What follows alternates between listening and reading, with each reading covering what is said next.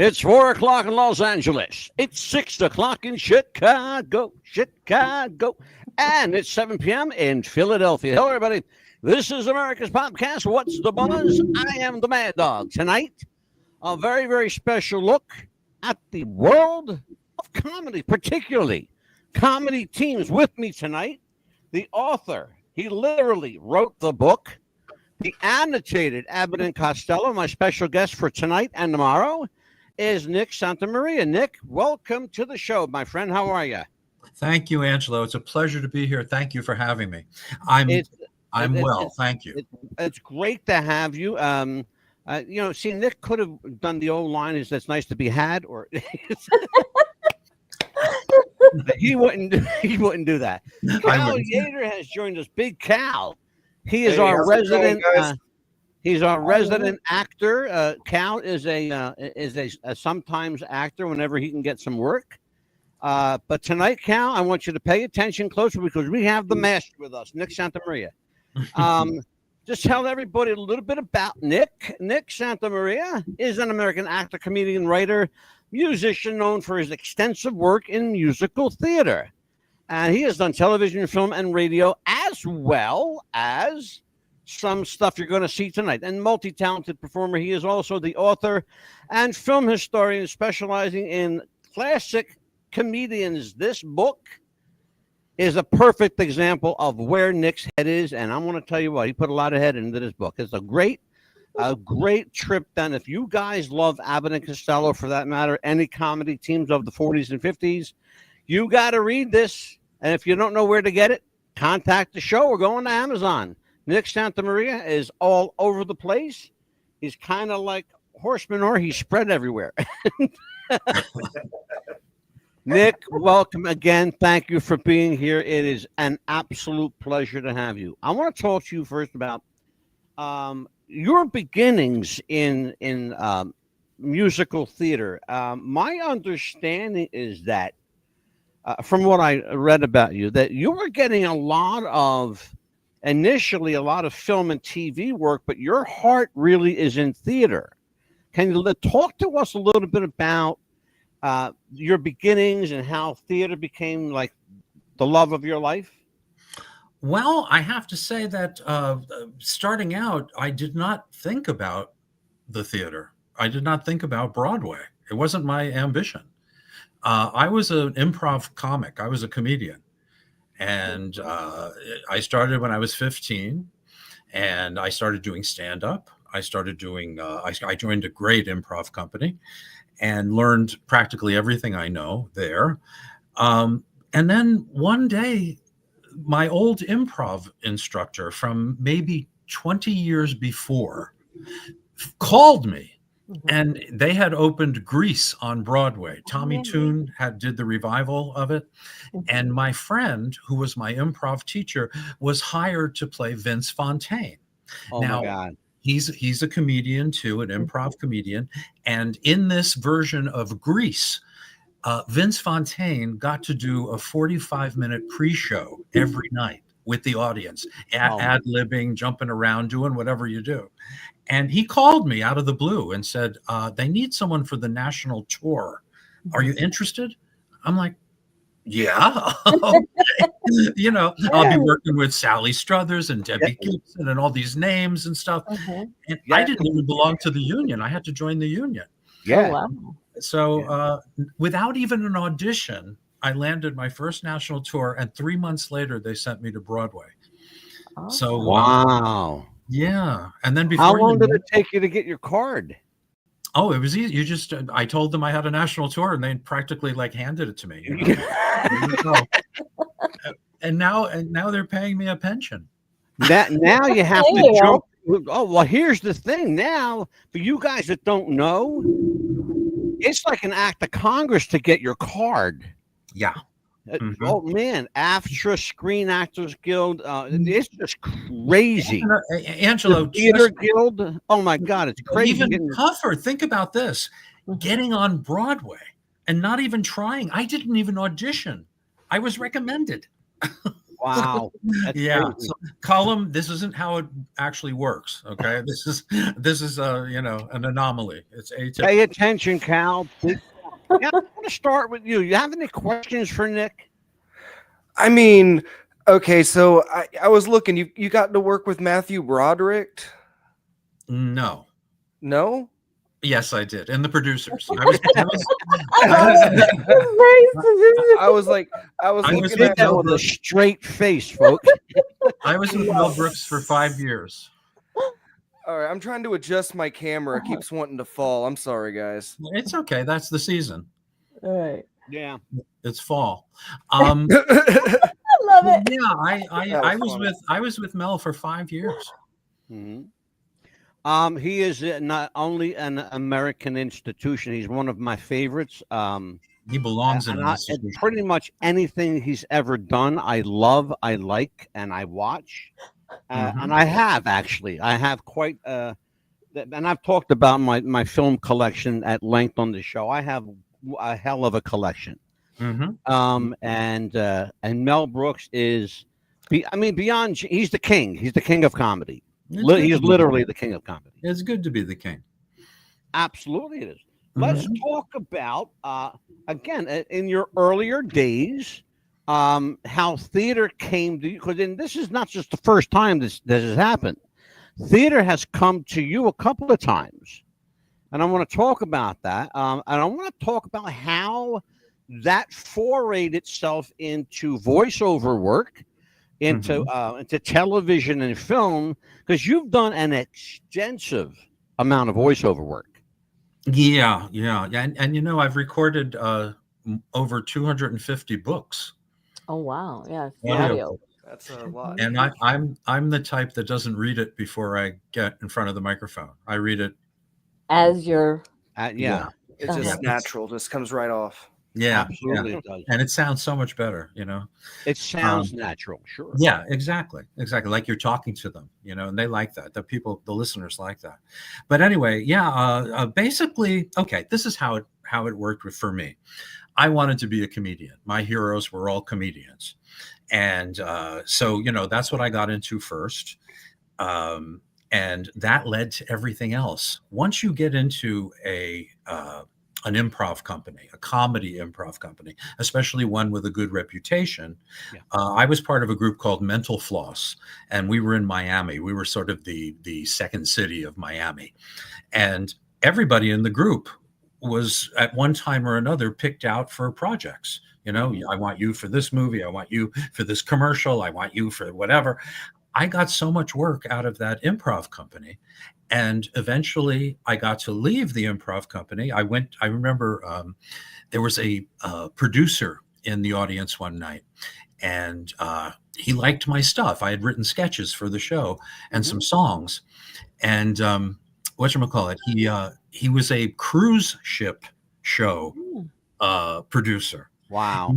The next thing I knew, I was picking 2 cast members and writing a review. And I was out on a cruise ship, or a bunch of cruise ships, for 3 years. I saw the world for 3 years. So there was that. And they pay you a lot of money because they take you out of the market. You know what I mean? Yes. You're completely at sea, literally. Yeah.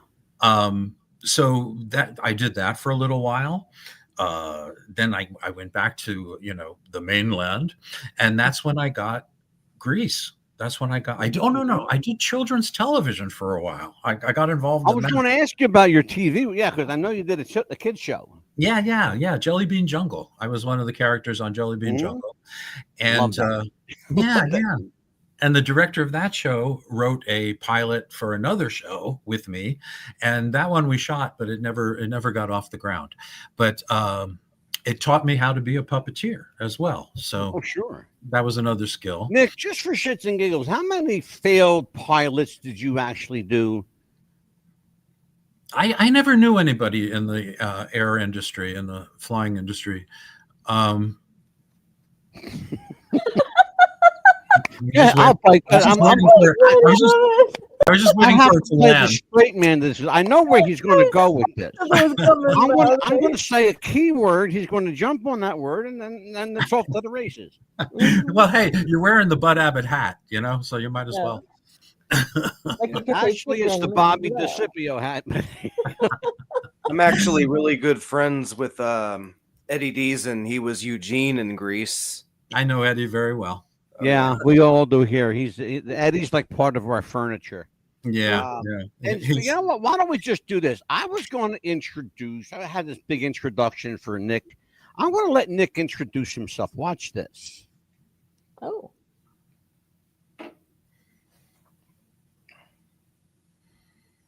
Hi, my name's Nick Santa Maria, and I do impersonations as a hobby, really. I occasionally use them in my work. I'm an actor, comedian, whatever. So, be gentle. I'm not shaving because it's my day off, all right? Okay? All right? Here we go. But Hildy, you've got to do it for the paper. Don't you understand? You're a newspaper man. Darling, there's a body in the window seat. I don't know. Cary Grant. How about this one? Stanley, you've never met my wife, have you? Yes, I never did. Well, I didn't know. How about this one? Certainly, Lou. Strange as it may seem, they give baseball players funny names nowadays. Nicknames? Sure, like who's on first, what's on second, I don't know who's on third. That's what I want to find out.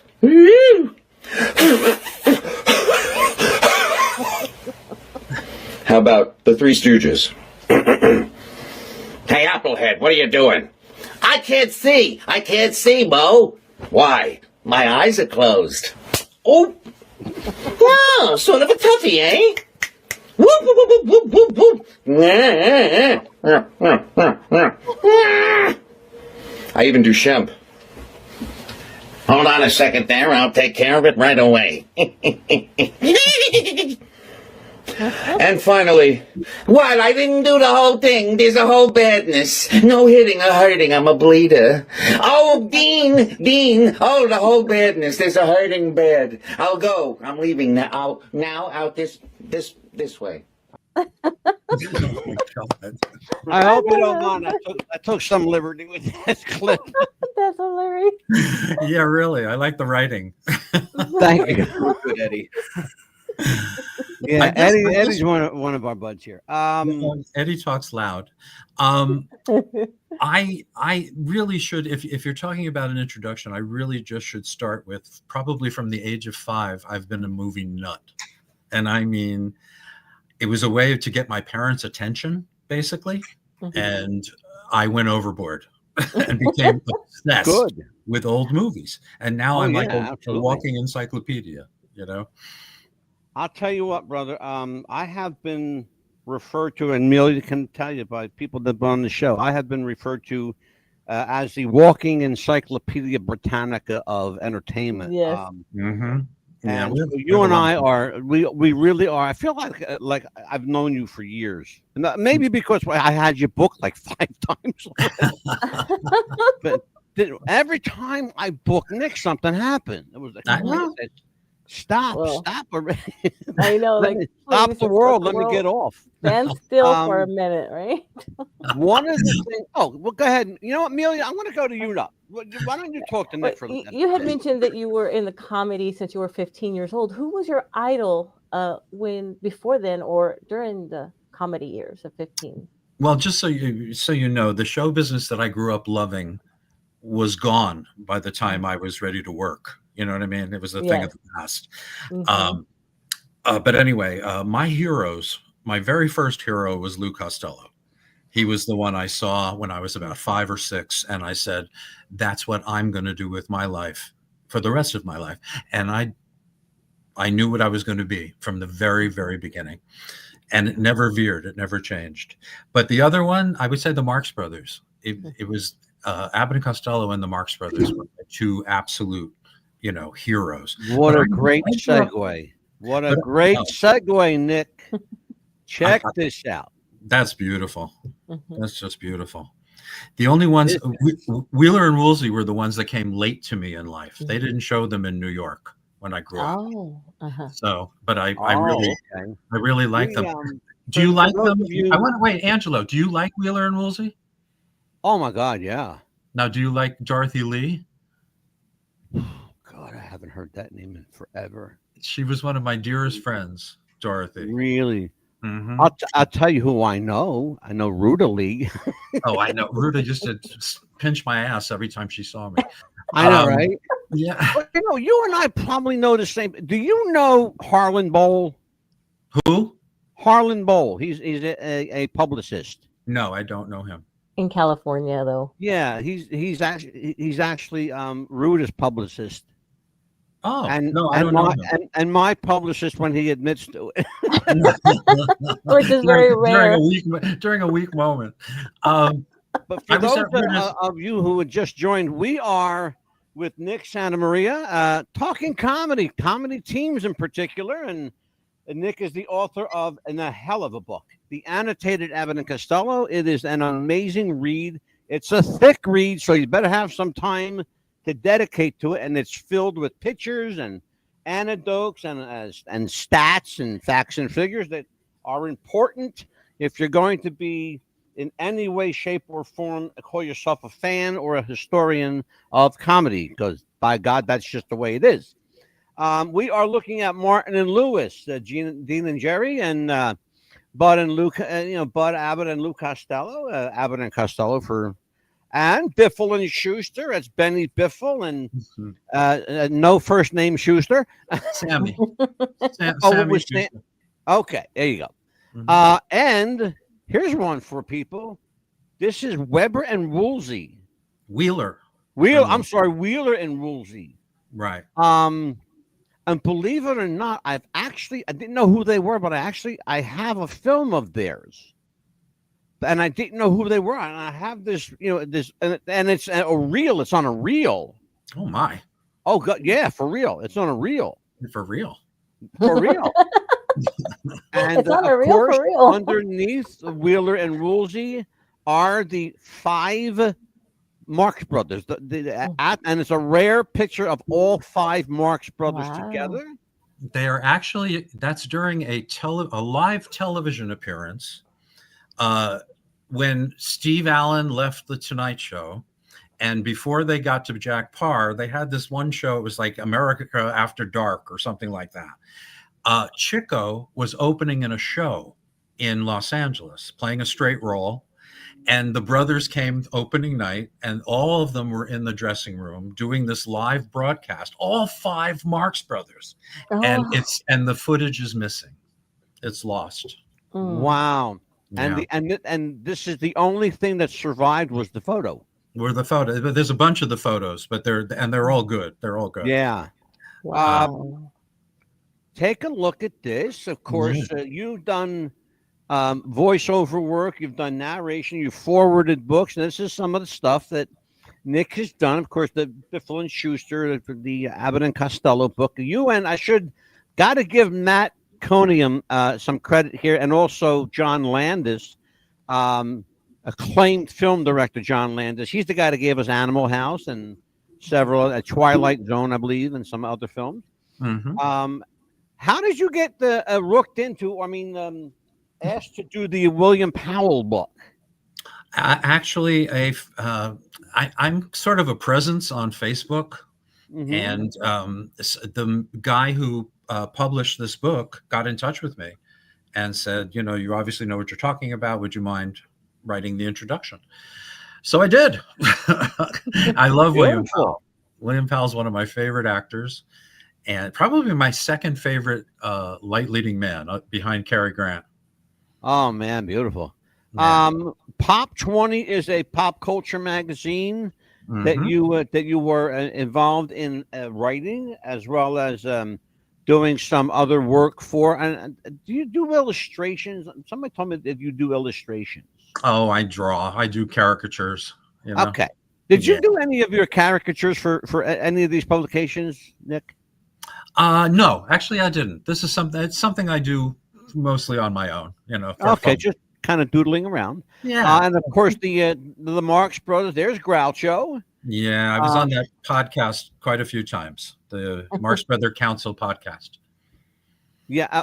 By the way, speaking of podcasts, Nick has a great little show called Abbott and Costello Meet the Podcast. You have to take some time and spend some energy with that. And of course, we're on episode. We just published episode 39. Wow.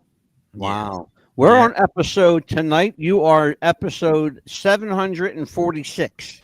Wow. I don't look any older than 744. Right.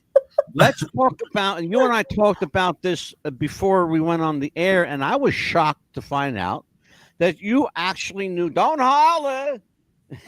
Don't holler. Don't holler. Don't holler. I love these guys. Are you Harry, Rich, Al, and Jimmy, the Rich brothers. Mm-hmm. Yeah. They were iconic. Yeah. They were right up. In fact, in some people's vernacular, they may have actually surpassed the Marx Brothers in timing, delivery, comedy, material, writing. So if you can be objective, and I know you can, where do you hang your hat when it comes to and I hate to compare, but the Marx versus the Ritz? Okay. I don't think there is a comparison because they are two different animals. The Ritz brothers pretty much have the same personality, except Harry, who is a bit more enhanced, as the star of the act. But they're all the same. In fact, most people I know can't tell them apart. Yeah. The Marx Brothers are three very individual characters. Yeah. And but the Ritz Brothers also are a song and dance act. Yes. Which is basically my favorite thing that they do is vaudeville. It's the best. It is just the best. When I tell you, I think you and I were born too late. I really believe we were born too late. Well, I was born around 9 a.m. It wouldn't surprise me. Wasn't too late. It really wouldn't surprise me if in some other life, Nick and I were, you'd be saying, Abbott and Costello who? He didn't get it, I don't think. But I know, Amelia, thank you for listening. I appreciate it. I'm getting good laughs over here, Angelo. What I missed, Neil? I got it. He said that you were born too late. He said he wasn't. He was born at 9 a.m. Oh boy. But okay, the Ritz Brothers. I met Jimmy and Harry in Miami Beach. I went. It was their last live performance. It was 1979. I went backstage and actually went to see the show all 5 times. And Harry and we connected, And when I saw him backstage, when I sneaked backstage to get to their dressing room, I saw Harry going into the dressing room, and he was in his tuxedo and everything. He looked great. And I just yelled, I said, Mr. Ritz. And he turned around and he said, yes. I said, hi, my name is Nick Santa Maria. I had just written him a fan letter about 2 weeks before. He grabbed my lapels and pulled me into the dressing room and yelled, no. Jimmy, here's the guy I've been telling you about. This was my hero. This was, you can just imagine. You could just imagine. So then we posed for pictures and they didn't come out. It was those days. No. So, but that gave me the excuse to call him at the hotel, go meet him at the Fontainebleau, then go see him again backstage, take more pictures. So it was great. It turned out to be great. Oh my God. Cal, questions for Nick. Wow. I Where were mean, you on the night of January 7th? Yeah. So ahead, the Cal. voiceover work.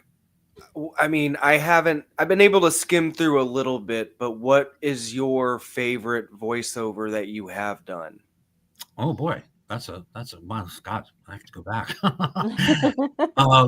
I got a contract second Fire TV when I was in Miami Beach. Again, when I talked about being with this improv company, I was hired by this chain of Italian restaurants to write and do some spots. And one of the spots I did was a bunch of movie gangsters. And I did every voice. I did Bogey. I did Edward G. Robinson. I did James Cagney. I said, all right, who took my baked ziti? It was that kind of a thing. And those kind of things just make me laugh. Those are the things I have fun doing. Yeah, that's a tough question. It's a good one, but it's a tough one too. Amelia, questions for Nick. Yeah, you were saying that you had Broadway and then you had musicals and things like that. What was the best part of going to Broadway? What was the best part for you for Broadway? Well, first of all, just going to Broadway was getting there. Yeah, Getting there. exactly. Very Mhm. exciting, and you feel like you're part of an exclusive club, because Mhm. not everyone yeah. gets to Broadway. Absolutely, yes. But I would have to say that working with stars that I grew up with Mhm. and not being nervous about it and feeling more like an equal, Absolutely, yes. it was like a coming of Mhm. age for me. And you reach a different plateau, Mhm. and you either rise to it or you don't. Oh God, Um, absolutely. so Oh, much fun. yes.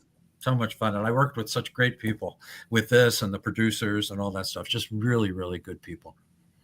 Yeah, Nick, do you enjoy writing? Oh, sure.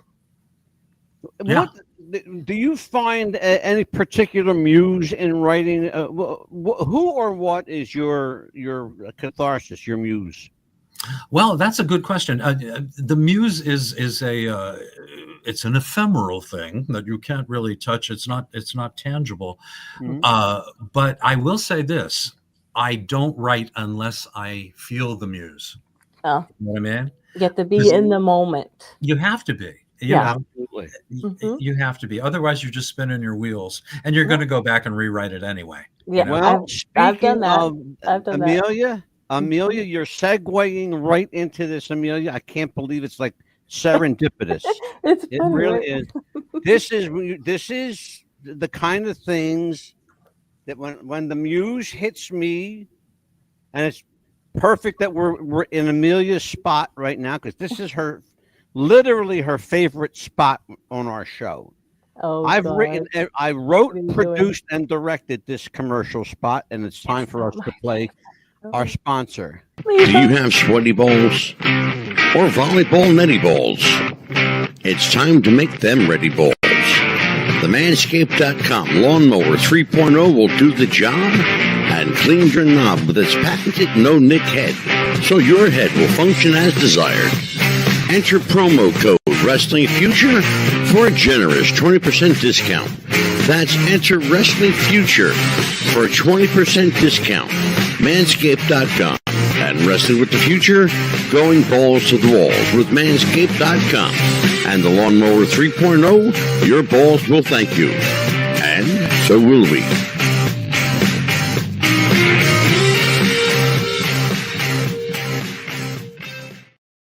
That's what a muse will do for you, by God. It is amusing. It is amusing, right? It is amusing. Boy, made me feel a little testy. Oh, good Lord. That's Colin, I want you to 100 calm down, man. I want you to calm down. All right? Calm down, Amelia. That's funny. That That's spot is hilarious. I playing love in him. 130 markets right now. Oh, really? Good. Yes, Maybe I it can get some produce. Yes, it is. Absolutely. We're going to talk a little bit about a couple of guys here named Benny Biffle and Sam Schuster. Who gave birth to this? Where did they come from? It is absolutely brilliant. Thank you. And just if you can, just give me kind of let's just take our time with this. I really want to, because there's so much here. I want to know about Benny Biffle and Sam Schuster. So tell me what you can. I met Will Ryan, one of the brilliant voice artists and musician. He's a virtuoso on the strings. He's just incredible. But anyway, I met him in 2006 and we hit it off. In fact, he brought his ukulele with him to the very first meeting I had at a mutual friend's house. And we started singing together. And we blended like that, the harmonies and everything else. And so we felt very comfortable with one another, and we just started talking, and eventually we started meeting for meals and stuff like that. But it was Will who came up with an idea. He said, you know what, we should be a comedy team. And I said, okay, fine. He went, but no, we should be an old comedy team, a comedy team like from the 1930s.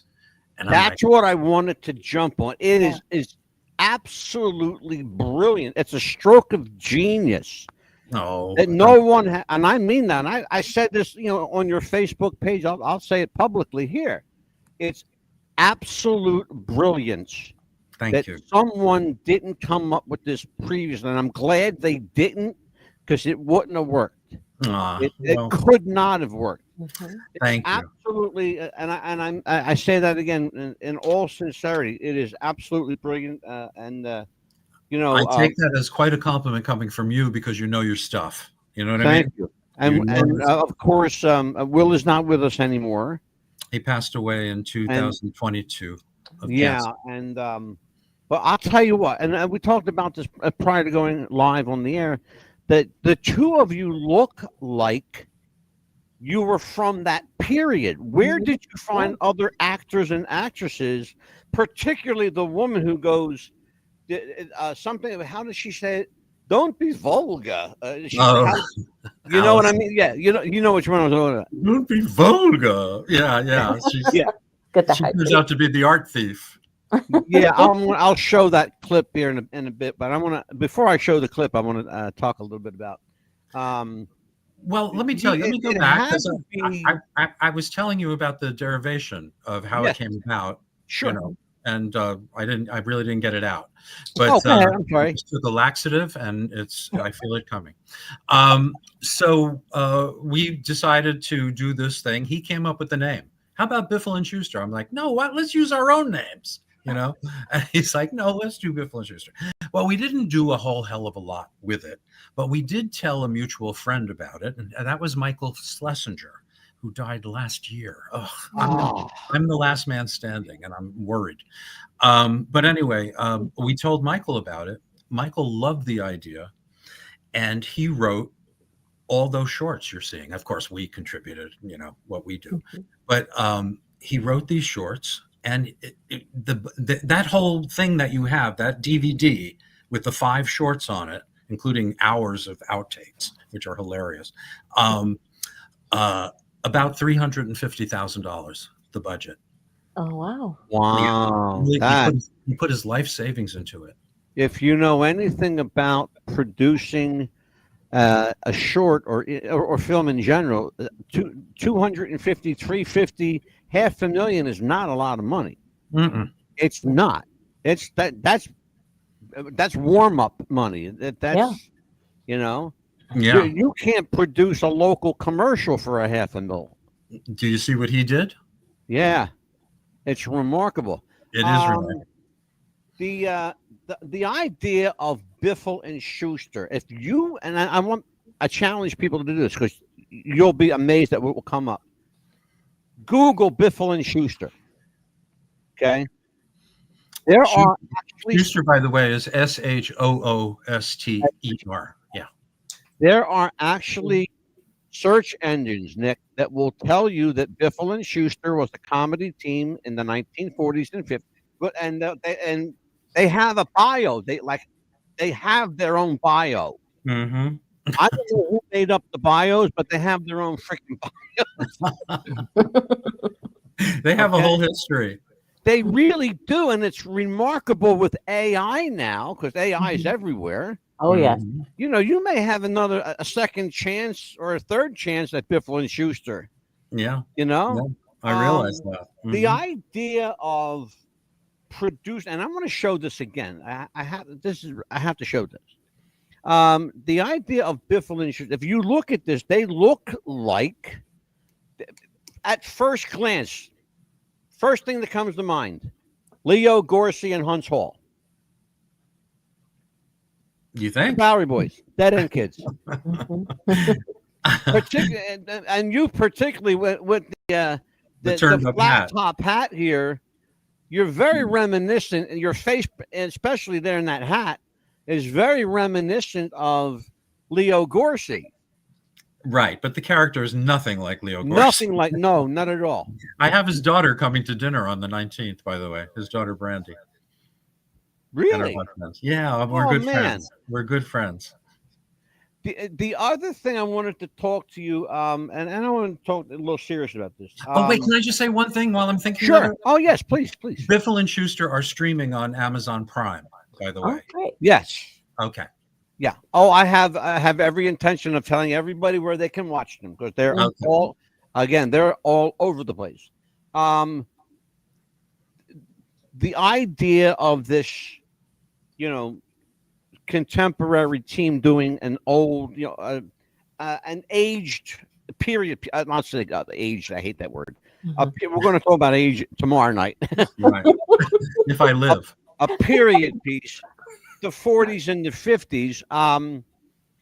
It's not easy to get away with it. Were you guys worried that it would not take off, B, people wouldn't get it, or understand? Like, because you know, it's everybody's so hip now, you know, and you know, but I'm in, you know, of the Huey Lewis mindset. It's hip to be square, so I'm still Squaresville, man. Yeah, yeah. You know, so let's talk about that. I want to really get into the nuts and bolts of creating this team that looks like they stepped out of the 40s. Right. Well, first of all, the word hip is it means unhip. Basically, if you're hip, it means you're part of a crowd. You know what I mean? There's nothing special about you. So to be unhip is to be hip. There we go. Now, I can dig it. Now is a hip replacement, and then I think that would I'm with you. I'm with you on that one too, brother. Go ahead, Neil. She's chomping at the bit over here. I know this woman. No, you know how the comedy teams that you created and everything, how would you compare them to like now? Do you think that they could get away with more now than like Andrew Dice Clay did or Sam Kinison did now? You mean our comedy team? Yes. Oh no, we would never go there. We would first of all, Will he never swore once in his entire life. Honest to God. I do the cursing. I was the dark side. But no, we were built to do, you know, like Abbott and Costello type wordplay, old vaudeville songs. You know, there's one short in the DVD where I have to dress up like his wife because she leaves him before the boss comes to dinner. You know? It's that kind of thing.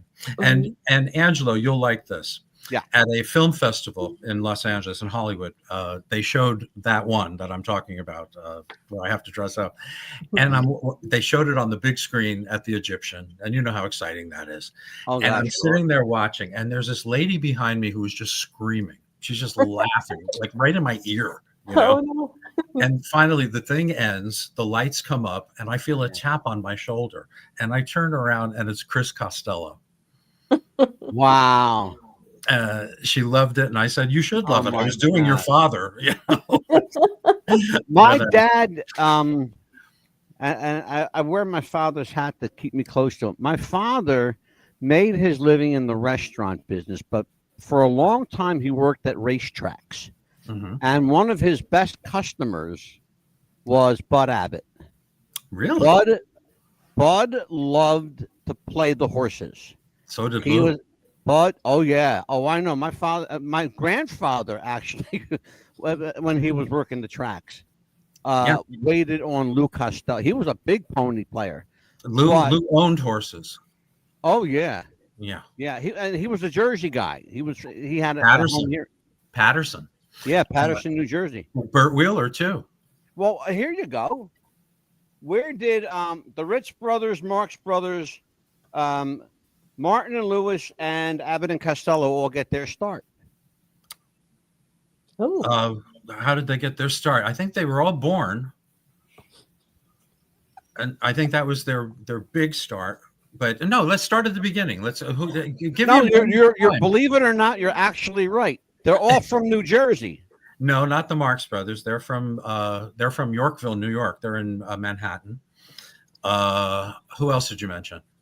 Oh wait a minute. Rich brothers. Oh no, wait. Which one of them was born in Jersey? Hold on, they got one of them being born here. Lou Costello was born in Jersey. Jerry Lewis was born in Jersey. Right. Bud Abbott was born in Jersey. Dean Martin was in Ohio, Steubenville. Right. Yeah, Dean was from Steubenville. For who else did you mention? Martin and Lewis. I told you that. See, Biffle and Schuster, Abbott and Costello, the Ritz brothers. Ritz brothers were born in Newark, but raised in Brooklyn. Right. So the only one that took a shit on the list was the Marx brothers. Okay. Yeah. Okay. I used to live around the corner from where they one grew of up. them was what was it, Zeppo or what's it? I think it was Hypo. Typo, yeah, Yeah, or he was the one who used to Typo. enable everybody. Gummo or Zeppo, one of them. Anyway, Yeah. yeah, we'll have to find out. What was the question there about Gummo or Zeppo? I know Oh, everything. where the hell they were born? Yeah, they were all born in Manhattan and up the Upper East Side of Manhattan. Big Cal, you've been too quiet. Questions for Nick. Unfortunately, I wish I did have more questions. I wish I had you more questions too, because you're like sitting there like a bump on a log, brother. I mean, all of this. Look, unfortunately, all of this was way before my time. I'm not very educated in the Marx Brothers. Read, my friend, read. You know what? I'm going to send you my copy of the book that Nick. That's autographed. Don't you send that out? That's autographed. I think it is. Did it? Did I autograph it? No, you never signed it for me, Nick. Oh no, because I just sent it to you. Yeah. From Amazon. Callum, yeah. I got to tell you something. This is why I don't buy your excuse. When I was loving these guys, growing up, watching them and reading about them and all that stuff, they were long gone. They were my parents' generation. Yes. It was before my time. Yes. It was before my time. But I didn't care because that was the time I was interested in. So I understand that if you have no interest in that period, I get that. But I had a very special, like some people have an interest in the Civil War, or some people can tell you like every player on the Chicago's clubs, this was my obsession. So I exonerate you. When I was a little kid, I was like 9 years old. I met the Three Stooges. Wow. And they came to Philadelphia because Larry Fine was from Philadelphia. He was from 7th and South Street. His home is still there. His home is now a restaurant. Oh, that's fine. Yeah. And fine dining. He was born in now a restaurant. Fine dining. Exactly. And they have. Does he get it? Am I talking to the I hope so, because that's funny. Fine dining. Dining, yes. Larry Fine dining. Wake up, Cal. Wake up, Cal. I apologize. I am literally just getting in the door. Like you've been here for 45 minutes. When I got on, I literally right when I walked in, I immediately jumped online. Do you have to pee or something? Cal, are you tired? A little bit, but I'll handle it. Okay, listen. Why don't we do this? Why don't we say goodnight to Cal? Get some rest because you'll be here tomorrow night, and you better have some questions. and that read up on Nick Santa Maria, and I will see you tomorrow night. Okay. All right. I'll have a good night. There you go. Have a good night. Goodbye. But that was abrupt. Oh, we don't play around here, Nick. Oh, no, we don't play. And I'm leaving. The Stooges, the Three Stooges were hosting a Stooge Film Festival at the Broadway Theater in Philadelphia on Broad Street. The Broad Street Theater. I'm sorry, not the Broadway. The Broadway is where I go to see theater, actually. I'm a member there. I love you, and I are simpatico in that. I love theater. I love there's nothing like live theater. There's nothing like a live audience. Oh yeah, absolutely. And I love being in front of people. Absolutely. And I am Italian. We're Italian, which means that we're hams. Okay. Yeah, we're prosciutto. Exactly. I would think with Nick Santa Maria, it'd be like a Hispanic name, but okay. It does sound like that, doesn't it? But it's we are 100% Sicilian. 100%. You too? You know what Sicilian is? It's old school mafia, Amelia. Yeah. Oh yeah, that's where it started. Look at me. I look like I just walked off The Godfather. Or been in The Godfather. I take the glasses off. I look like Luca Brasi, okay? Or Luke Costello. You're right. So I met the Stooges. I had to stand in line for like an hour to get wow. But but the Stooges were hosting a Stooge Film Festival in Philadelphia, and it was Mo, Larry, and Joe Dorita. Joe Dorita, when they Curly called Joe. him Curly Joe. Yeah. Mhm. Yep. And I think he ended up being the last one to pass away. He was. He Yeah. was the last stooge. Yeah, he was, and they are a group of guys. They're irreplaceable. You look, Curly, Shemp, Mo, they were brothers. They were all brothers. Mm-hmm. The Howard brothers. Larry was literally a violin virtuoso that had great comedic timing, and he was working for Ted Healy at the time. Mm-hmm. Now, Yep. how did, because I heard two different stories, Nick, so maybe you can smarten me up on this. How did Larry end up meeting Mo and Ted Healy? Okay. Here, now I'm gonna tell you something a little shocking now. Yeah. There's a new book out, and I'm gonna plug it now. It's called Shemp, and it's by Bert Kearns, Kearns. It's a wonderful book, and it blows the roof off all the myths. And I'm all through it, by the way. I'm on like 15 pages talking about the Stooges. But anyway, Mo actually lied to us all those years. He took credit for the things that Shemp did. I don't know if it was jealousy or if it's because Shemp was gone, he couldn't fight it or whatever. Yeah. He took credit for all the stuff that Shemp No. So he always told the story that when they were in Philadelphia, they went to this nightclub and they saw this act called the Haney Sisters and Fine, and that was Larry Fine. Yes. And he married one of the Haney sisters, Mabel. But anyway, Healy and Shemp went. Mo wasn't even with the act at that point. And they saw the act and they loved what Larry did. They loved his funny dancing. He used to do this Russian dance, down kicking his legs while he played the violin. So they went backstage and they made him an offer. And he said, Ted Healy said to him, I'll give you $90 a week, $100 if you get rid of the violin. Wow. So he joined the Stooges at that point. And Mo was in real estate at that point with his mother. That I knew. Mm-hmm. By the way, the club that Larry was playing at was called Club Capri. It's no longer there, but there is a historical marker.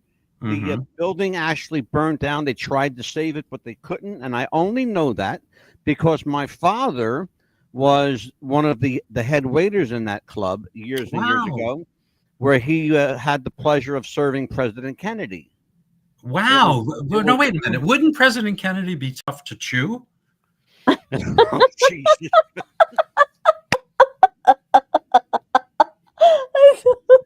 God almighty.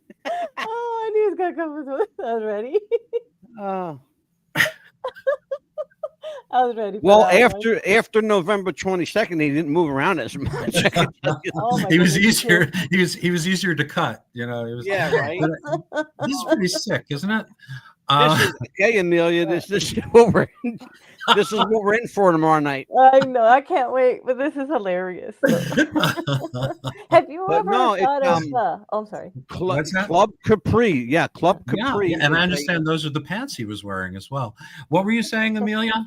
Have you ever thought of like doing something like more like a drama, more serious mystery kind of work as well? Oh, I've played many straight roles on stage. I did the Southeastern premiere of a show called God of Carnage. I played the Jeff Daniels role. Oh my God. Yeah. I did a show called Over the River, which was about being with your grandparents and taking care of them. And it was really, you'd hear them crying, in the audience. Those are like one of my favorites when you have that's to, like, just as satisfying. And that's just as satisfying as Nick, getting laughs. I tried to get a release from Disney. They wouldn't give me a release. I wanted to show the clip of Nick Santamaria playing the genie in Aladdin. Oh. But Disney would not allow us to show it. Our friends at Disney. Our your friends at Disney, they're not my friends. I don't like them either. Are you kidding? They did give me a great opportunity. They gave me a great opportunity, and that opportunity led to The Producers with Mel Brooks. Somebody saw me doing the genie. One of the things, the other things that 2005 that was. Can you fill me in on what is Bikini Beach Race? What is that? Oh my God! When I was doing the improv, is that show, one of those movies that you're not supposed to talk about? those are the kind of movies that you want to sweep under the carpet, you know? Yeah. But basically, I had a lot of fun doing it. I was one of the stars. I was like the third lead, and I got to be on the movie all 5 weeks, which was nice.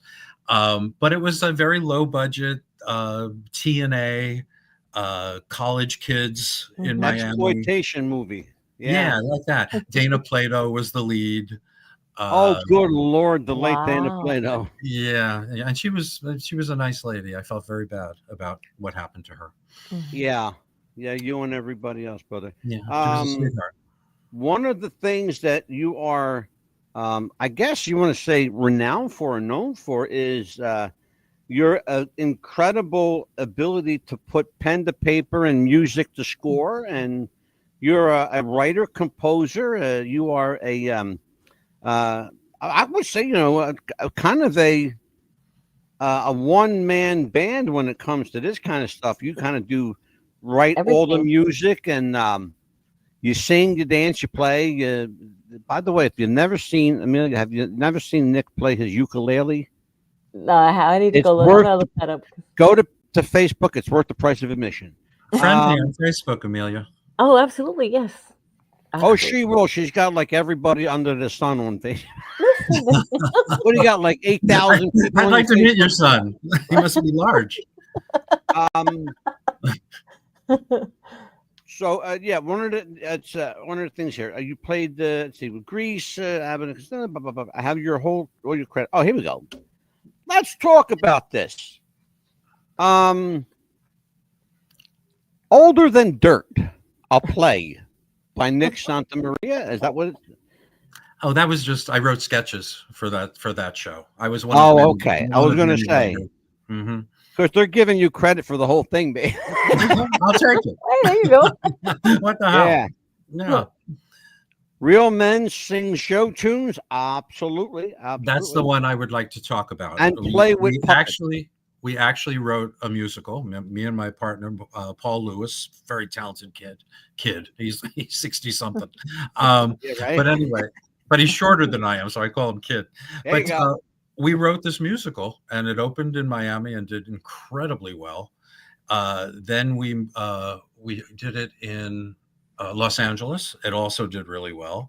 And then producers took it to New York, and we had a New York show Off-Broadway. Awesome. And 28 songs, music and lyrics, and I'm very proud of it. Very proud of it. Playing now? When is it playing? No.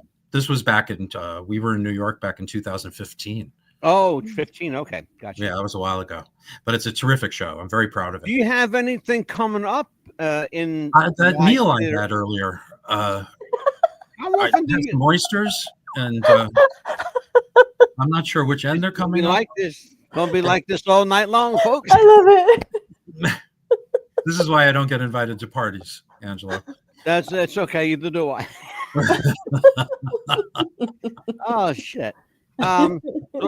I would love to be able to see you in theater on the East Coast. How often do you make your way back to the motherland? What, to New York? Yeah, the East Coast. Yeah. Well, I'm on the East Coast. Well, I thought you were in LA. No. I moved from LA in 2020 to take care of my mom. I'm her caregiver. Oh. She's 94. Oh, God bless. I just lost my mother. She was 90. I know, and I'm sorry about that. Yeah, thank you. Mm-hmm. Horrible. Yeah, horrible. It is.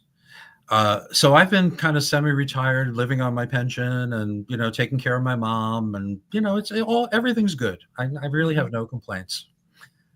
Well, I tell you what, if the creative spark ever hits you, and you feel like getting itchy with pen and paper, let me know, because I got a dozen places where you can play. I got places all over. Love to have you. Who's in our chat? Let's see It's here. Leon. Leon, does an actor who performs in prisons play before a captive? Oh, Leon, shut up. Now you're getting like him. Oh my God. This is our friend Leon. He's God love Our him, but local Leon jokester. he's got way Leon, too much they have to fun. be talented. They have to at least dance or sing, Incredible. Yeah. Again, Nick Santa Maria is an American actor, a comedian, writer, musician, known for his extensive work in musical theater, film, television, and radio. And he is a multi-talented, listen to that word, Amelia, multi-talented. He's also an author and film historian specializing in classic comedy. Mm-hmm. You know what else I love, Angelo? You know what else I love? The Universal horror movies. Oh, I have them all. Passion. I wish I could turn the camera around to show you. I have the very first of the Universal horror movies to the current Universal schlock. I call it schlock horror, because it's it is so cheesy now. It's not even suspenseful. It's not anymore. Yeah, I mean, look how much blood in the black and Amelia. Okay, I'm going to tell you my age. Okay, I'm 66. I'm an old fart. Okay, he's like the Root, right? Yeah. You never saw blood. No. You never saw blood, but when somebody died, you knew they were dead. Oh yeah. Until they came back in the next film. Right. You never saw any of that overt violence until color came along. Yeah. But if you think about the black and white films, that Mummy, Frankenstein, Bride of Frankenstein, Son of Frankenstein, all the Wolfman movies, and I love Lon Chaney, man. Lon Chaney was amazing. He's my boy. It's not the Wolfman if it's not Lon Chaney. Okay. No, he was the Wolfman. That was his baby. Absolutely. Mm-hmm. Speaking of which, when horror meets comedy, are you a fan of when horror meets comedy? I am a fan. You know where I'm going with this, Nick. Oh, yeah. Well, if you read the book, you know that Abbott and Costello Meet Frankenstein is my favorite of the bunch. And it's also my favorite horror comedy. I think it's the best ever made. Absolutely. And I would put it in my top 10 movies of all time because it's a near perfect film. It really is. I tell you the two. You're gonna Amelia may think I'm nuts.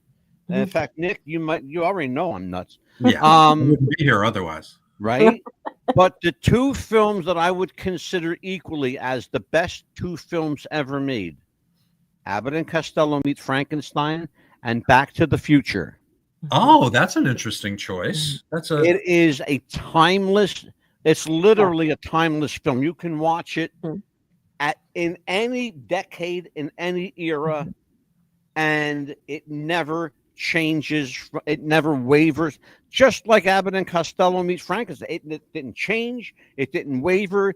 You can't toy with it. You can't F with it. It is a classic. It was intended to be that way as a classic, and I think the directors back then were far smarter than they are these days. You don't have to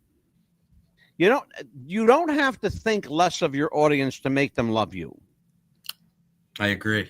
I totally agree. Yep. And I challenge anyone watching this to tell me who the director of either Abbott and Costello Meets Frankenstein or Abbott and Costello. What was that other one? Oh, the film, Nick, with not the skater, not Sonia Henney, the one where they go to that ski resort. Hit the ice. Thank you, Hit the Ice. And the woman's name, what was the woman, the lead? What was her name, please? Ginny Sims, the singer. Thank you. It was driving me nuts. It would have driven him crazy all night. I Yeah, had such right. a crush on her when I was a kid. I had such a crush on her watching that movie. She had Oh cheekbones. yeah, I mean, she had cheekbones you could fish off of. You know, yes, it's gorgeous. absolutely. Oh, there were Mhm. lots of people like my big crush was Darla Hood from the Rascals. Oh boy, Until I realized she was like 60 years old. I was going to say actually she was dead. Yes, she is now. she died when she was 47 years old. Oh, wow. I know, sad. Yeah, Cancer. young. Yeah. No, but I had a new crush every week, and it was always someone who was probably dead by then. You know, there was this a second-rate actress by the name of Donna Drake, and she was Yes. in Road to Morocco with Hope and Sure. Crosby and all that. Mhm. I was head over heels with this woman who was, you know, long gone, I'm sure. Yeah. But there's got to be a room for me with mattresses on the walls. Wow. There was an era that will never be replicated in film. I'll go as far as to say 1942 to I'll push it into the 60s and say 61, 62, but I won't push it any further than that because I think from 42 to like 62 was the golden 20. Those You were thought so, 20. yeah. Those are 20 years that are etched in cinema history. They'll never be repeated. That kind of filmmaking will never again happen. Mhm. Not unless somebody gets smart and decides to be creative and stop stealing other people's ideas. Mhm. You know, you had original ideas at the time, and that's a big Oh, part yeah. of what we're going to talk about tomorrow, and that's going to tie in together. We're going to talk about how the industry discriminates against certain people, certain types, and even certain ethnicities. I got news for you. We're just going to. We've never veered away from controversy on this show. How many times have we been banned? God, at least it's 3 years, about 50, 70 times. Probably 50, 60 times. No, I'm not. She's not even shitting you. I'm not. Wow. Oh, no, she's not. They can't keep us off because No. we have an amazing constitutional lawyer. Mhm. We have the absolute right to free speech, and Yes. we exercise it here daily. Believe me when I tell you, my brother. Wonderful. Charles Barton, he said, was the director. Sound right? Charlie Barton. Yep. Charlie Barton. Thank you, Leon. See, you can come in handy for something. Schmuck. Leon's one of my buds. He's a good guy. I like Leon. Mhm. Pain in the ass sometimes, but he's a good guy. He's funny. We are going to. Wow, this is already 8:00. Holy shit. Yes. I can believe We it. are going to say goodnight to you, Nick. Before we do, plug anything that you would like to, your social, your website. Where can people find Nick Santamaria merch and books and all that kind of fun stuff? Just come to my website, www.nicksantamaria.com. It's got film clips, it's got songs, it's got ways to buy my book, it's got I teach a history of film comedy course that you can purchase. But otherwise, if you just want to come and see what I do, it's the best place to do it. And listen to Abbott and Costello Meet the Podcast. We're on every platform you could possibly imagine. And it's free on YouTube, but be sure to press like and subscribe. I would appreciate it. Otherwise, this has been a pleasure, Angelo. Thank you. It's been great. May I pander for a moment? Oh, I love bears. I would love to be a guest on Abbott and Costello Meet the Podcast. Okay. I would love to be able to talk old Abbott and Costello film. Okay. Well, what I have to do is we've done it chronologically, and we're already done with the films. Mm-hmm. So right now, I'm going to be looking at the TV shows. I'm going to be looking at the other stuff they've done, even the cartoons. Oh my God, they have done their television stuff was groundbreaking for its day. Absolutely. Groundbreaking. Absurd. It was avant-garde. It was absurd. Oh, absolutely. That's the perfect word. Avant-garde. That's what it was. Yeah, you can't find anything like that anymore. Nothing. Amelia, what do we got coming up tomorrow night, Mel? Oh, we have Nick Santoria coming back. I love that guy. Absolutely. Hey, he's a great guy. He's one of my favorites. He's funny and stuff, and he wears his bathrobe. Absolutely. Look, he's a comfortable guy. Absolutely. Look, I've done half of this show. I've done in my pajamas. Okay. Well, hey, it's radio. The only thing different is the hat. I'm wearing a hat. He's wearing a hat. I got my pajamas on. Someone might come in. Thank you for joining us tonight. We will see you again tomorrow night with more of the book, and we're going to get into the nuts and bolts of how the biz really works for certain people and stuff like that. Let's get down and dirty, pal. All right. Absolutely. You take care. We'll see you again, everybody. Be good. Be kind to each other. It takes a lot more muscles to be angry than it does to smile. So just stick your teeth out and grin it. See? Nobody will ever know. They'll think you're smiling. God bless you, folks. We'll see you again tomorrow night. Take care.